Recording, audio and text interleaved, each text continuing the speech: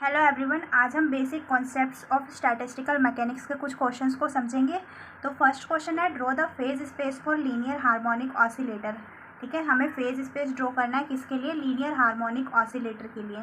तो phase space क्या होता है? फेज स्पेस में हम किसी भी पार्टिकल की पोजीशन को या किसी भी ऑब्जेक्ट की पोजीशन को एक तो उसके पोजीशन से दिखाते हैं, पोजीशन एक्स से, और वाई एक्सिस पर उसका मोमेंटम शो करते हैं। यानी कि यहाँ पे जैसे हम एक्स वाई एक्सिस लेते थे तो यहाँ पर एक्स एक्सिस पे हम इसे यहाँ पर पोजीशन, उस पार्टिकल के पोजीशन को डिनोट करेंगे, और वाई एक्सिस पे मोमेंटम को डिनोट करेंगे उस पार्टिकल को। तो इन दोनों पॉइंट से जो भी इनके कोऑर्डिनेट्स आते हैं, पी क्यू, जो भी कोऑर्डिनेट्स आते हैं उन्हें हम फेज पॉइंट कहते हैं, और ये एक फेज स्पेस को रिप्रेजेंट करते हैं।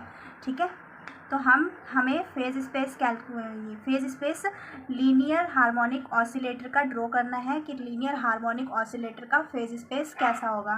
ठीक है, तो suppose the mass and the force constant oscillator are M and K respectively. हम सपोज कर लेते हैं कि हमारे पास कोई हार्मोनिक ऑसिलेटर है जिसका जो मास है वह एम है, और उसका जो फोर्स कांस्टेंट है जिसे हम के से डिनोट करते हैं। ठीक है, एक फोर्स कांस्टेंट है जिसे हमने के से डिनोट किया है। तो जैसा कि आपको पता होगा, किसी भी हार्मोनिक ऑसिलेटर का जो एनर्जी होता है, एनर्जी का फॉर्मूला क्या होता है? काइनेटिक एनर्जी प्लस में पोटेंशियल एनर्जी, और काइनेटिक एनर्जी हार्मोनिक ऑसिलेटर की क्या होती है? Half M V X square, and potential energy होती है हाफ के एक्स स्क्वायर, जहाँ पर जो के है वह फोर्स कांस्टेंट है, एम मास है, और वी वेलोसिटी है, और एक्स उसकी पोजीशन है कि वह उस टाइम पर कहाँ पर होगा। या ऐसे भी कह सकते हैं कि maximum displacement covered by the oscillator, यहाँ पर उसे हमने एक्स से रिप्रेजेंट किया है। ठीक है, as we know half M P X square is equal to P square upon 2m। तो हमें पता है कि हमारे पास कौन सा एक्सिस है, कौन सा स्पेस है, एक्स और पी का। यानी कि हमें जो भी इक्वेशन हम बनाएंगे, यानी कि इस इक्वेशन को हमें पी और एक्स की टर्म में एक्सप्रेस करना होगा। जब भी हम इस पे फेज स्पेस पे उसका कोई पाथ या फिर जो भी इसका डायग्राम होगा वो ड्रॉ कर पाएंगे, तो हम पहले इस इक्वेशन को पी और एक्स यानी कि मोमेंटम और पोजीशन की टर्म में लाएंगे। ठीक है, तो जैसे कि हमें पता है कि हमारा ये जो काइनेटिक एनर्जी है ये किसके इक्वल होता है? P square upon 2m। ठीक है, पी स्क्वायर अपॉन 2m, जहाँ पर पी क्या है? हमारा मोमेंटम है, अपॉन में 2m। ठीक है, तो यहाँ पर हम काइनेटिक एनर्जी की वैल्यू इस इक्वेशन में पुट कर देंगे, तो ये हो जाएगा energy is equal to P, energy E is equal to P square upon 2m plus में हाफ के एक्स स्क्वायर। ये इक्वेशन बन गई। अब हमें क्या करना है? दोनों तरफ के से, अब एनर्जी तो कांस्टेंट होगी, उस ऑसिलेटर की। ठीक है, तो हमें दोनों ही तरफ एनर्जी से डिवाइड कर देना है।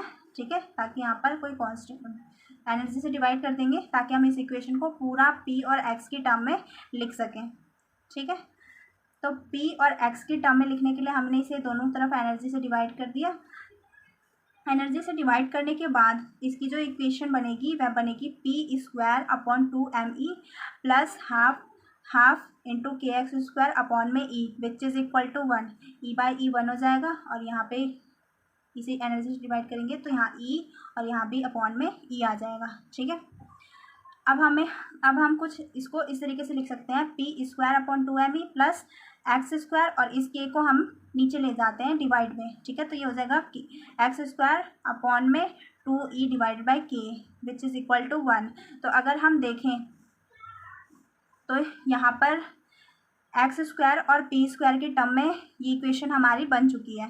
ठीक है, और अगर हम थोड़ा ध्यान से देखें तो ये जो इक्वेशन है ये कुछ इस टर्म की है, वाई स्क्वायर अपॉन में B square which is equal to 1, और यह एक इलिप्स फॉर्म करता है। यह कौन सी इक्वेशन होती है? यह एक इलिप्स की इक्वेशन होती है।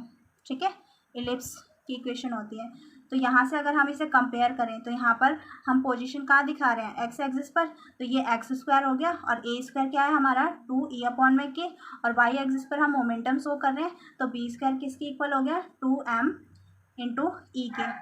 ठीक है, तो यह जो इक्वेशन है हमारी इलिप्स की इक्वेशन है। इसको अगर हम और अच्छे से लिखना चाहें तो यहाँ पर हम के की वैल्यू पुट कर सकते हैं, जो कि होती है K is equal to M omega square. ठीक है। तो के की वैल्यू पुट करने पर यह इक्वेशन आएगी p²/2m/e plus x²/2e/m⍵², which is equal to 1। ठीक है, तो ये इक्वेशन बन गई हमारी। तो अब हम इस इक्वेशन से ही इलिप्स का डायग्राम बनाएंगे। ठीक है, तो अगर हम इलिप्स का डायग्राम यहाँ पर क्या दिखाते हैं, हम ए पॉइंट को दिखाते हैं और यहाँ पर ए पॉइंट को दिखाते हैं और यहाँ पर हम बी पॉइंट को दिखाते हैं। ठीक है, बी पॉइंट। तो अगर यहाँ पर हमने कंपेयर किया था तो ये ए की वैल्यू क्या आई थी, 2e/m⍵², या फिर इसकी जगह हम के भी लिख देते हैं, यहाँ पर के लिख देते हैं। अभी a² की वैल्यू है ये इतनी, यानी कि a इज इक्वल टू क्या होगा, 2e/k रूट में। तो ये जो पॉइंट होगा, ये जहाँ पर ये जो कर्व है वह एक्स एक्सिस को इंटरसेक्ट करेगा, उसकी वैल्यू होगी √2e/k। ठीक है, और बी एक्सिस पर ये कहाँ पर इंटरसेक्ट करेगा, तो अगर हम इसको यहाँ से कंपेयर करें तो b² किसके इक्वल होगा, 2m⍵e के। ठीक है, तो b की वैल्यू अगर हम यहाँ से कैलकुलेट करें तो ये आएगा 2m√2m⍵e। तो यहाँ ये जो एलिप्स का जो पाथ है ये यहाँ पर बी एक्सिस पे कौन सी वैल्यू पे कट करेगा, √2m⍵e। ठीक है, तो इसका जो फेज स्पेस आएगा वह एक इलिप्टिकल फेज स्पेस होगा। ठीक है, तो यही है हमारा फेज स्पेस डायग्राम। और अगर हम इस फेज स्पेस डायग्राम का एरिया कैलकुलेट करना चाहते हैं तो एरिया ऑफ इलिप्स क्या होते हैं, area of ellipse which is equal to phi into a √a/b। ठीक है, सॉरी ये पाई, तो पाई ए की वैल्यू क्या कैलकुलेट करी है हमने, एक मिनट गलत हो गई है, √ नहीं आएगा यहाँ पर। ठीक है, पाई इंटू a/b होता है, यहाँ से ये √ a की वैल्यू क्या है एंड b की वैल्यू 2m⍵e। तो अगर हम यहाँ पर k की वैल्यू पुट करना चाहें, ये k की वैल्यू अगर हम यहाँ पर पुट करना चाहें तो ये कुछ इस तरीके से आएगा, पाई मल्टीप्लाई में 2e/m⍵² इंटू में 2m⍵e। ठीक है, तो यहाँ से ये m से m कैंसिल हो जाएगा, अब इसे मल्टीप्लाई करके लिखना है हमें, तो यह तो पाई रहेगा, यहाँ पे √2 इंटू √2 हो जाएगा, e² हो जाएगा, √ से ये स्क्वायर से √ का साइन कट जाएगा, तो ये हो जाएगा e/में⍵।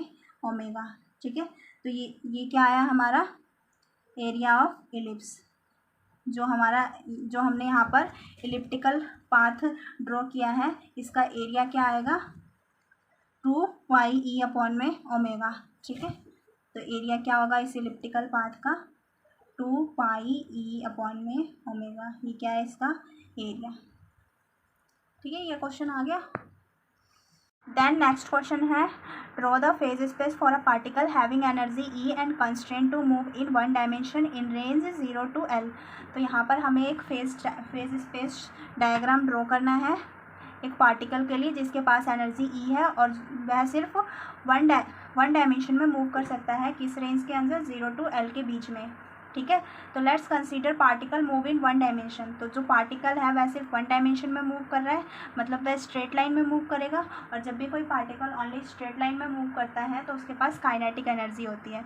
ठीक है, तो हमारी एनर्जी किसके इक्वल आएगी, energy E is equal to ½ mv² होगा, और हमें पता है ½ mv² को हम मोमेंटम की टर्म में p²/2m लिख सकते हैं। तो energy E is equal to क्या होगा, p²/2m। ठीक है, तो यहाँ से अगर हम p² यानी कि मोमेंटम की वैल्यू कैलकुलेट करना चाहें तो क्या होगा, p² is equal to 2m⍵e। ठीक है, जहाँ से p की वैल्यू क्या आएगी, ±√2m⍵e। ठीक है, जहाँ पर जो एनर्जी है वह फिक्स है, energy of a particle is always constant, किसी भी पार्टिकल की जो एनर्जी होती है वो हमेशा कांस्टेंट होती है। ठीक है, तो यहाँ पर जो p है वह मोमेंटम है और एनर्जी E है। ठीक है, P से हमने मोमेंटम को और E से हमने एनर्जी को शो किया है। तो अगर हम यह जो वैल्यू आई है P की, अगर हम इसको फेज स्पेस डायग्राम में दिखाना चाहें तो हमने y एक्सिस पे P से मोमेंटम को डिनोट किया है और इस बार हम पोजीशन को L से डिनोट कर रहे हैं। ठीक है, तो प्लस प्लस √2m मान लेते हैं, यह पॉइंट यहाँ पर है, और नेगेटिव √2m यह पॉइंट यहाँ पर है। ठीक है, तो यहाँ से ये जो पार्टिकल है वह स्ट्रेट लाइन में मूव करेगा कुछ इस तरीके से, और किस रेंज में मूव करेगा, 0 to L की रेंज में मूव करेगा। ठीक है, इस तरीके से एक स्ट्रेट लाइन में मूव करेगा। ठीक है, तो यही इस पार्टिकल का फेज स्पेस डायग्राम होगा। ठीक है।